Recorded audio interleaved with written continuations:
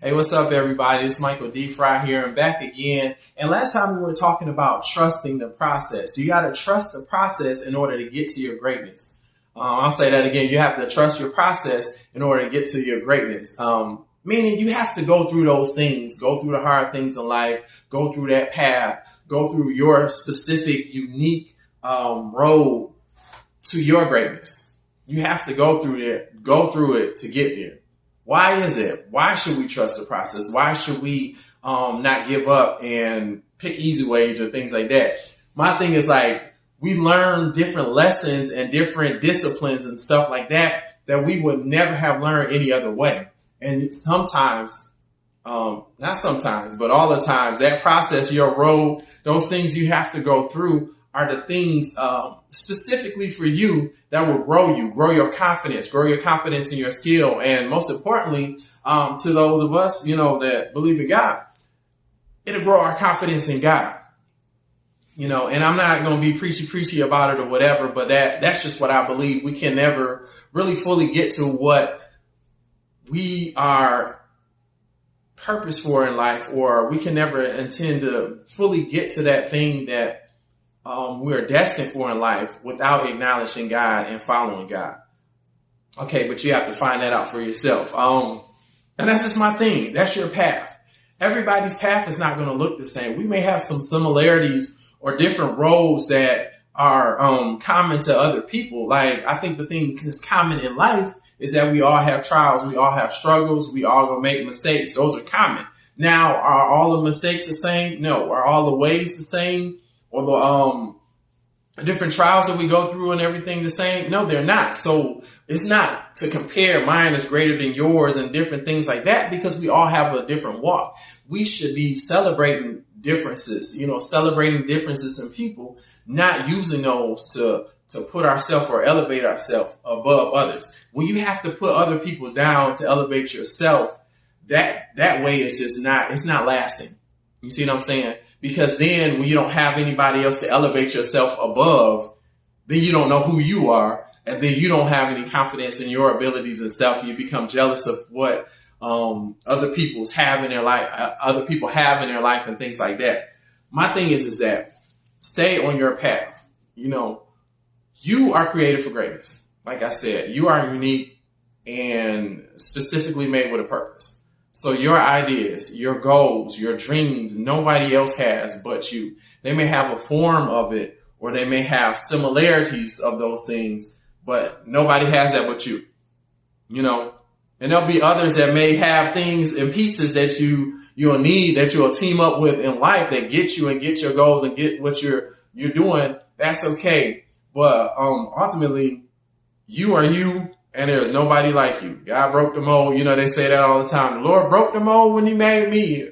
Yes, that's true. He broke the mold when he made you. I mean, even if you got a twin out there, y'all still different in some ways. And that's the thing. And my thing is like, why should you stay on that path? If you don't stay on that path, you will never reach your intended level of greatness. Okay? I don't care what anybody says. We may look at people and just think this person's average, this person's ordinary, this person's just regular. But my thing is, nobody was created that way. We may seem that way, but nobody is created basically normal or regular. We are all unique. We are all specifically designed for something, and we are all extraordinary in our own right. Will we all reach or obtain that level? Sadly, I don't think so. Because we let fear hold us back. We let comparison of other people's stuff hold us back and keep us from getting to where we need. When we spend our time watching other people's paths and watching and mimicking their paths because, okay, this person did it that way, then this must work for me, then we don't reach what we need to reach. Now, the Bible talks about that too, that we need to imitate those who through faith and patience inherit the promises. There's just different principles that we need to learn and we can see from other people. Give you an example. Our parents teach us things. We have our faith and belief primarily from our parents and different things. And that's the way it should be. Things should be handed down from generation to generation. We should be growing from generation to generation, not starting over each level. And so that's my thing.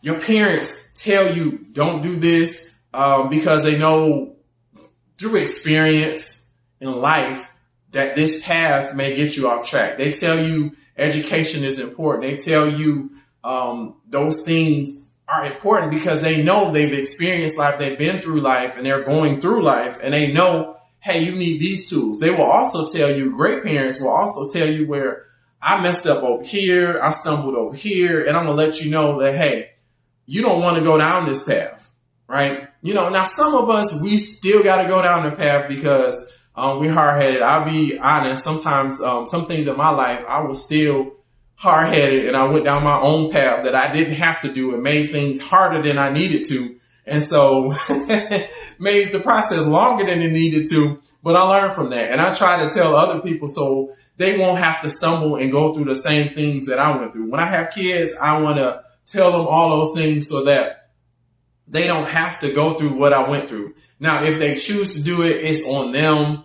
And I believe God will give them the grace and just be merciful in their life so that they can get through those things. But I'll just let them know, hey, I've been through that. And I ain't going to be the person to be like, I told you so. I told you so. Let the person learn the lesson however they learned the lesson. I don't know how many times people that may have told me things and I didn't believe or I didn't know or I didn't see, and I continued to go. But it was like I had to go through those things. But when I experienced it, I remember those voices. I remember the voice of my parents. I remember the voice of my teachers saying, hey, you don't want to go down this path. So that's my thing. Trust your process. Stay the course. Continue to do those things. I just urge you to stay on that course. Because as you go through those things, you'll develop character, you'll develop some knowledge, you'll develop discipline, you'll develop all of those good things that you wouldn't have had if you skipped the process. A lot of times we want to go bypass the process. Think about, I'm going to go back to the analogy of a garden again. We want to bypass the process of tilling the land. We want to bypass the process of watering it and make sure the dirt is good soil for us to put the seed in and water it every day. We want to skip that part. We just want it to happen by itself and we just show up and we, pick the fruit. The thing is that if we don't go through that, we don't know what it, if we just skip to the end and we're just the one harvest and we didn't do the planning and things like that, then we didn't know we wouldn't know the process to build. And I understand. I know there's probably somebody thinking out there, well, God says some plant, some water, but God reap the harvest. I'm not talking about that right now. There's different things and as a different application. But my thing is like, we have to stick to the things that, we have in our life. We got to stick to those goals, those dreams, and that path.